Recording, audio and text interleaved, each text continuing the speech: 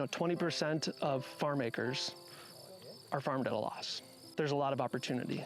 I mean, it's a win-win. I think it's a win-win for environmental and farming both. After we tried one a few years back, that it's good to continue to do more of these along the creeks and whatnot. My name's Dennis Mitchell, and I'm a member of the Dry Run Farmer-Led Council up in St. Croix County, Wisconsin. We've been promoting buffers the last few years. If you look behind me, there's a dry run creek. All the water off the fields will flood in that creek when it rains a lot. So hoping that with the buffer will help hold the sediment off the field from going into the dry run and then down to the Willow River and into the St. Croix River ultimately. Next to the trees, we have a lot of animal damage, and the crops struggle to grow well with the trees. So it's a kind of a benefit, double benefit, that we get the soil erosion that we save, plus we aren't putting nutrients where they're not being used because the crop's not growing well. So this field was corn last year. This spring when we came to do the buffer, we just ran a disc over the corn stalks along the edge, and we planted the buffer right into that. The field itself, the soybean field itself, is no-till, so we only tilled just the strip we wanted to put the buffer in, just so we'd have a better seed soil contact to get it started. It's hard to not put nutrients on the edge, so you're spending just as much money on nutrients, fertilizers, and sprays along the edge, but your yield is maybe half of what you're getting just 40, 50 feet inside the field. My name is Evan Lichtenhaus. I'm a conservation planner with St. Croix County Land and Water Conservation Department. So when a producer is thinking about putting in a buffer, myself and other county staff, we help decide on buffer lengths and widths, and I really cater that to what the producer has for tillage equipment, for widths, planter, any sort of tillage passes, really accommodating to the producer there to make sure that we're getting the right fit. And this buffer here, and it stretches anywhere from 30 to 35 feet, so it doesn't have to maintain just that strict, 30 feet the whole way. It's just whatever works best with the landscape and best with the topography. After we've chosen our location for the buffer, one of the other additional things we do is make sure the seed bed is prepped. That can be with Roundup, and just so we have a nice seed bed, potentially a little bit of tillage, just get the soil prepped. And then we choose a mix. The mix here is a cool season grasses mix.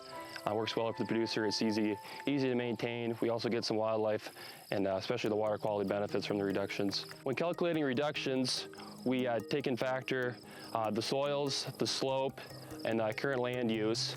And so along with that, we're anticipating about on a yearly basis that we'll reduce about 70 to 75% of the nutrients, primarily nitrogen and phosphorus, and also sediment from entering into the dry run and ultimately to the Willow and St. Croix rivers. So along with that, on a yearly basis, we can expect about 15 pounds of nitrogen reduction, 18 tons of sediment, and about 10 pounds of phosphorus. Every year from up until the lifespan, the longevity of the buffer. I'm Scott Stipetich with Pheasants Forever. My official title is a Precision Ag and Conservation Specialist. And so we focus on working with producers to look at technology and how that's used to drive conservation practices. We're looking at yield data, we're looking at as-applied inputs, physical characteristics of the field, and we're layering those all on top of each other. And when you layer those on top of each other, you create these pretty powerful maps, and a lot of them are profit maps. So it's not specifically just yield. We don't know if 150 bushel corn is profitable until you add that budget layer.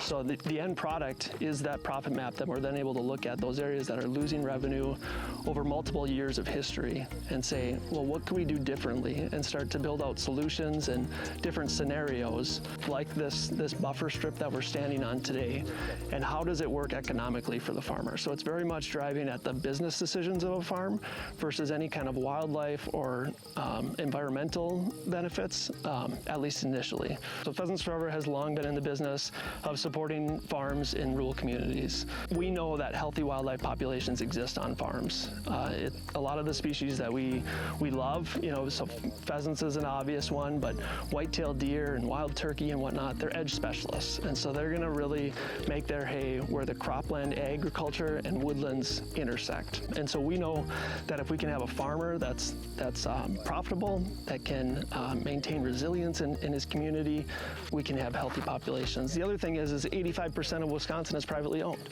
So if we focused all our energy on public lands, we wouldn't get very far. We are in the tech age of agriculture, right? The last 30 years, we've really seen technology embraced on farms, and so that means data collection. So farmers are collecting a lot of data. Dennis is way ahead of the curve. So he has collected over 20 years of this yield data, which is not very common here in Wisconsin. We typically see 3 to 5 years of data as really the norm, but it gives us a great data set to go back and look and see how historically has these different areas creating these zones among the field.